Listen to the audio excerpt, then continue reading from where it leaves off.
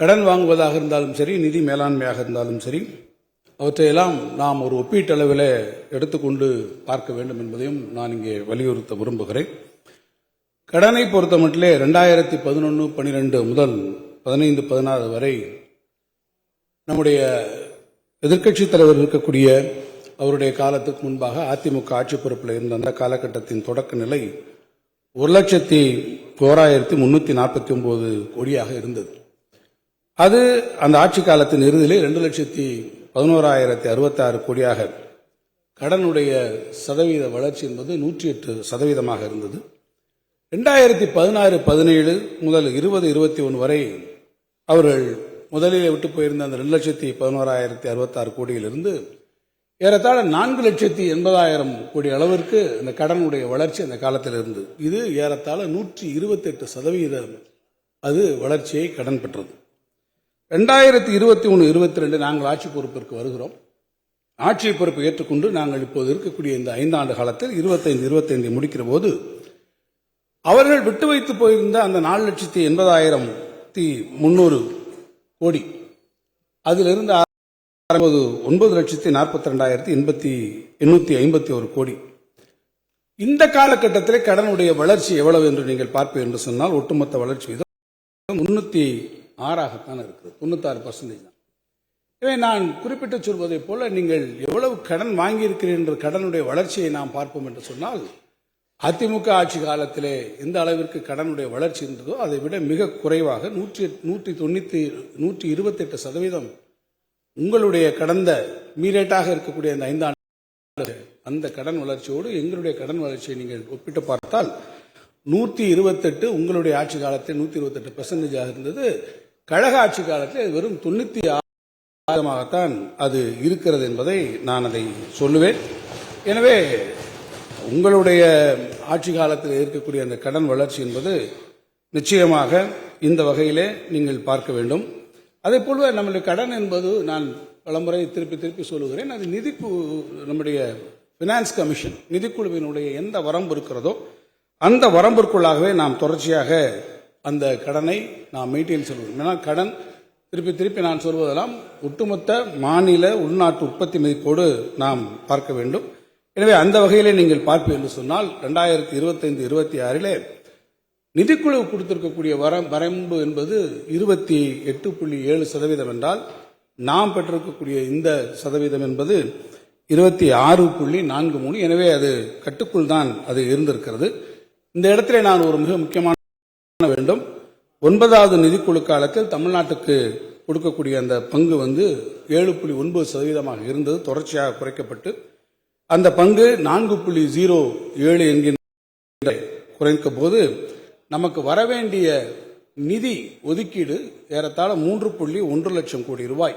இது நமக்கு பினான்ஸ் கமிஷன்லேருந்து நம்ம வரக்கூடிய நிதி பகிர்வு குறைகிறதுனால் ஏறத்தாழ 7.9% 4.07% குறைகிற போது ஒட்டுமொத்தமாக 3.17 லட்சம் நமக்கு கம்மியாக வருகிறது.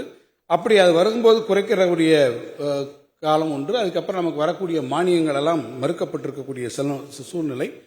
இந்த குறைவு என்பதை எடுத்து பார்த்தீங்கன்னா நம்ம வச்சிருக்கக்கூடிய கடனுடைய மொத்த அளவில் ஏறத்தாழ 33%. இது நமக்கு ஏற்கனவே கிடைச்சிருந்தா கடனில் இருக்கக்கூடிய பெருமளவு அதற்கு ஈடு செய்யப்பட்டிருக்கும் என்பதையும் நான் இங்கே தெரிவிக்க விரும்புகிறேன்.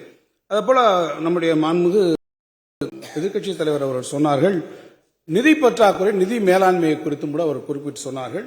அந்த அளவிலே நீங்கள் எடுத்துக்கொள் என்று சொன்னால் 2021 அந்த காலகட்டத்தில் எவ்வளவு இருந்தது நிதி பற்றாக்குறை? ஜிஎஸ்டிபியோட சதவீதமாக 4.6% நிதி பற்றாக்குறை பிஸ்கல் டெபிசிட்.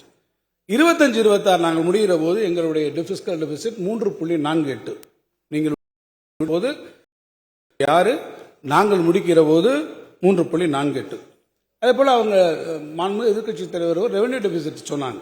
ரெவென்யூ டெபிசிட் கூட பாத்தீங்கன்னா ஜிஎஸ்டிபியோடைய சதவீதமாக நாம் பார்த்தால் நீங்கள் விட்டு போகிற போது 3.49%. நாங்கள் இப்போது முடியும் போது வெறும் 1.94%. கடன் நான் விளக்கியிருக்கிறேன். இந்த கடனுடைய வளர்ச்சியும் நான் ஏற்கனவே சொல்லியிருக்கிறேன். ஜிஎஸ்டிபி ஒட்டுமொத்த பொருளாதார வளர்ச்சி உங்களுடைய ஆட்சியை நீங்கள் விட்டு போகும்போது 52% இருந்தது. இப்போது கழக ஆட்சியில் அது 2 மடங்காக 100% வந்திருக்கிறது. எனவே இதையெல்லாம் நான் எதற்காக சொல்கிறேன் என்று கேட்டால் ஒட்டுமொத்தமாக ஒரு நிதி மேலாண்மை எவ்வாறு இருக்க வேண்டும் என்பதை ஒப்பீட்டளவு எடுத்துக்கொண்டால் நாங்கள் அதை மிகச் சிறப்பாகவே கையாண்டிருக்கிறோம். அதேபோல நிபுணர் குழு ஏறத்தாழ 5 முறை அந்த குழுவோடு நாங்கள் கூட்டம் நடத்தியிருக்கிறோம். அரசு அறிவிக்கக்கூடிய எல்லா திட்டங்களுக்கும் அவர்களுடைய ஆலோசனைகளும் அவருடைய ஒவ்வொரு பங்களிப்பும் இருக்கிறது. அதனுடைய அடிப்படையில் தான் இன்றைக்கு நாம் நடத்தி கொண்டிருக்கக்கூடிய பல்வேறு சமூக நலத்திட்டங்கள், உட்கட்டமைப்பு திட்டங்களுக்கு நிதி ஒதுக்கப்பட்டிருக்கிறது. எனவே அவர்களுடைய ஆலோசனையை எல்லா கட்டத்திலும் நாங்கள் பெற்றிருக்கிறோம். மாண்புமிகு எதிர்க்கட்சித் தலைவர் ஏதோ ஒரு கற்பனையான ஒரு விஷயத்தில் அரசு செய்தது என்று சொல்கிறார். கற்பனை அல்ல. என்னென்ன செய்திகள் டெல்லி மாநகரத்தில் நடந்தது, யார் நீதிமன்றத்தினுடைய கதவுகளை ஏற்கனவே போய் தட்டினார்கள், அது எப்படிப்பட்ட வலை பின்னப்பட்டது என்பதையெல்லாம் தன்னுடைய நுட்பமான மதிநுட்பத்தால் உணர்ந்து அறிந்து அந்த சதியை நம்முடைய மாண்புமிகு முதலமைச்சர் அவர்கள் கூட சொல்ல வேண்டும் என்றால் அகத்தியருடைய வரலாற்றிலே ஒன்றை சொல்வார்கள். அகத்தியருடைய வரலாற்றில் வாதாபி அவர் ஒரு பழத்தினுடைய உருவத்திலோ ஆட்டினுடைய உருவத்திலோ ஆகிவிடுவது என்றும், அவர் தந்திரமாக அகத்தியருடைய வயிற்றுக்குள்ளே போய் அகத்தியரை உண்டு விட்டவுடன் அந்த வயிற்றை கிழித்துக் கொண்டு அவர் வர வேண்டும் என்று அந்த திட்டமெல்லாம் தீட்டி, அந்த திட்டம் அகத்தியருக்கு தெரிந்த காரணத்தால் அவர் வாதாபி ஸ்வாகா என்று உள்ளே போய் அந்த வாதாபி வயிற்றை கிழித்துக் கொண்டு வருவதற்கு முன் வாதாபி ஜீர்ணோபவ என்று சொல்லி அந்த சதி திட்டத்தை எப்படி அகத்தியர் அந்த வயிற்றுக்குள்ளேயே முடித்து விட்டாரோ, அதை போல, அதை நான் புராண கதையை எதற்காக சொல்கிறேன், அதை போல அது உருவாகிற போதே இந்த சதி திட்டம் எதற்காக உருவாகிறது என்பதை உணர்ந்து வாதாபி ஜீர்ணோபவ என்று அதை ஜீர்ணித்து விட்டதை போல எங்களுடைய முதலமைச்சர் அவர்கள் அந்த திட்டம் உருவாகிற போதே அதை நுட்பமாக அறிந்து உணர்ந்து அதை அங்கேயே அதற்கான முடிவுரையை எழுதிவிட்டார் என்பதுதான் நிதர்சனம். அது உங்களுக்கும் தெரியும், எங்களுக்கும் தெரியும்.